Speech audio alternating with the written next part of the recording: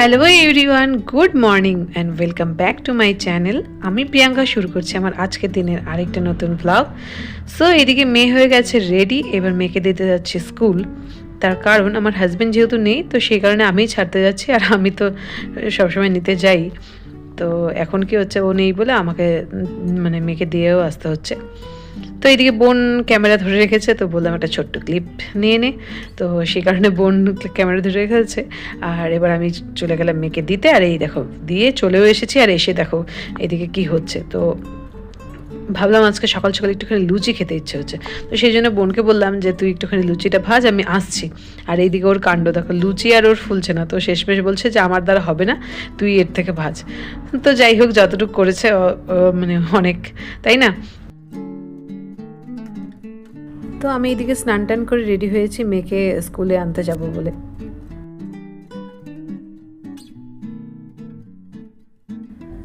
তো মাঝে আর আমি কোনো ক্লিপ নিতে পারিনি, কারণ যেহেতু আমাকেই স্কুটিটা চালাতে হচ্ছে, তারপর মেয়েকেও দেখতে হচ্ছে, তো সেই কারণে আর আমি মাঝে ক্লিপ নিতে পারিনি। তো ওই যে মেয়েকে নিয়ে এসে তারপরে এই ছোট্ট ক্লিপটা নিয়েছি। তো এখন ঘরে যাব, তারপর মেয়েকে স্নান করিয়ে খাইয়ে দিলে আমার বলতে পারো আজকে ডিউটিটা শেষ, মানে দুপুরের জন্য।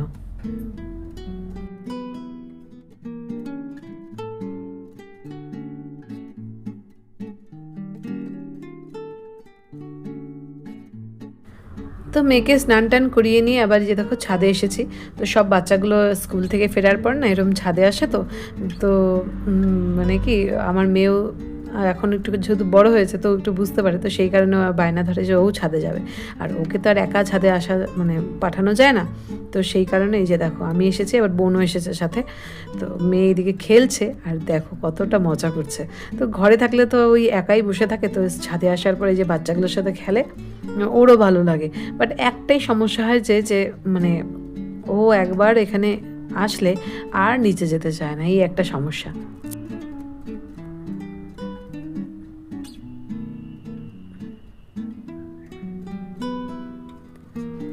তো মেয়ে এখন ঘুমিয়ে গেছে, আর এইদিকে দেখো আমি কি করছি তোমাদের দেখাচ্ছি। তো অনেক দিন হলোই এটা খেতে ইচ্ছে হচ্ছে। বলো তো এটা কি জিনিস, দেখি তোমরা কেউ বলতে পারো কিনা। আশা করি যে বলতে পারবে, তাও বলছি। সো এটা বানাচ্ছি মালপোয়া। তো অনেক দিন ধরেই ভাবছি বানাবো বানাবো, বাট ওই মানে ল্যাদ খোর বোঝো না। আর শীত আসলে একটুখানি পিঠে পুলি খেতে ইচ্ছেই হয়, তাই না বলো? তো এই যে দেখো সেই কারণে বানিয়েছি, বাট এগুলো শেপ দেখে প্লিজ হেসো না, কারণ আমি অতটাও ভালো বানাতে পারি না, ওই যতটুকু হয় খাওয়ার মতন। আর এই দেখো সন্ধে হয়েছে, মেয়ে ঘুম থেকে উঠেছে, খেয়ে দিয়ে নিয়ে মেয়েকে বসিয়েছি পড়তে। তো ওকে আর কি পড়াবো, উল্টো ওই আমাকে পড়াচ্ছে। তো তোমাদের দেখাই, দেখো ও মানে কত অ্যাক্টিভিটি স্কুলে কী কী করেছে সেটা তোমাদের দেখাই।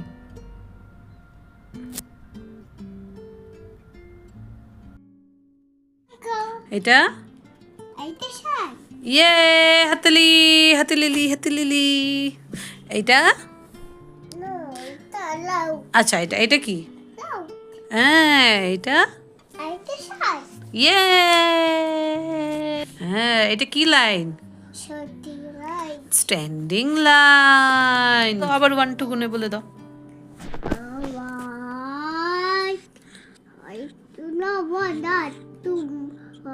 Which one? 2, 3, 1, 5, 6, 7, 8, 9, 9, 9, 9, 9, 9, 9, 9, 9, 9, 10. তো আজ একটু মুড ভালো থাকে, তাও একটুখানি আমি জিজ্ঞেস করাতে বলেছে। তো অন্য সময় কি হয়, জিজ্ঞেস করলে হয়তো ওর মুড যদি না থাকে তাহলেও ঠিকঠাক বলে না। বাট যাই হোক আজকে বলেছে। আর এই দেখো এগুলো সব অ্যাক্টিভিটি স্কুলে করানো হয়, তো সেটাই তোমাদের সাথে শেয়ার করলাম। আর এদিকে দেখো বিছানাটাকে বলতে পারো মাঠ বানিয়ে দিয়েছে। এদিকে বল নিয়েছি, মেয়ে প্রথমে বায়না ধরছিল যে বল দিয়ে খেলবে। তো ওকে খেলতে খেলতে কি করেছে বলো তো, আমি আর বোন খেলা শুরু করে দিয়েছিলাম। এবার মেয়ে তো এখন প্রচণ্ড এটাতে এক্সাইটেড হয়ে গেছে, বা মানে মজা পেয়ে গেছে। তো এখন আরও কিছুতেই আমাদের দুজনকে খেলতে মানে খেলা বন্ধ করতে দিতে চাইছে না। তো সেই কারণে এই যে আমরাও খেলছি, আর এইদিকে ও বসেছে, ও খেলবে বলে।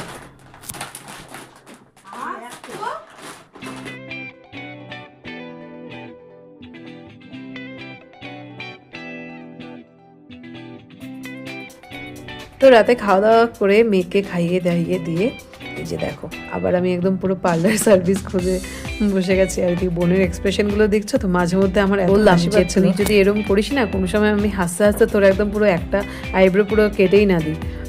তো একটা জিনিস রয়েছে যে মানে বোনের ডান দিকে দেখো কপালটা, আমি মানে কি হাসতে হাসতে একটা জায়গায় আমি কপালের চুলটা পুরো তুলেই দিয়েছি। মানে আমি ওকে বারবার বলছিলাম যে তুই হাসিস না আমাকে হাসাস না, ওইগুলো করতে করতে দেখো কপালটার একটা জায়গা পুরো আমি তুলেই দিয়েছি। তো যাই হোক অতটা বোঝা যাচ্ছে না যেহেতু চুল দিয়ে ঢাকা আছে, তো সেই কারণে বোঝা যাচ্ছে না। ওই বেবি হেয়ারগুলো মানে বেশি কেটে দিয়েছে তো সেই কারণে কী হয়েছে একটুখানি ওই জায়গাটা ফাঁকা ফাঁকা লাগছে, বাট কোনো ব্যাপার না, 2 দিন পরে ঠিক হয়ে যাবে। আমি তো ভাবলাম মানে ও আমাকে আজকে দেবে। তো এই দেখো ফাইনালি আমি এইটা রেজাল্ট এসছে, দেখো এটা করেছি। ওকে জিজ্ঞেস করলাম কেমন হয়েছে, তো বলছে সেই।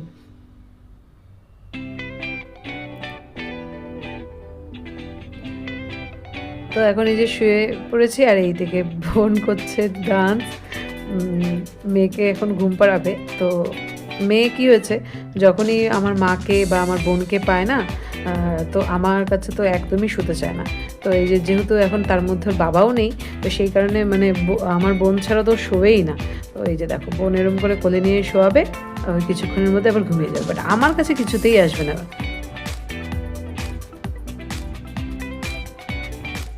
ছোটো থেকে যেহেতু আমার মেয়ে মানে আমার বোনকে আমার মাকে বেশি পেয়েছে না, তাই জন্য কী হয় মানে ওরা যখন মানে থাকে তখন আমাকে আর ওর প্রয়োজন হয় না।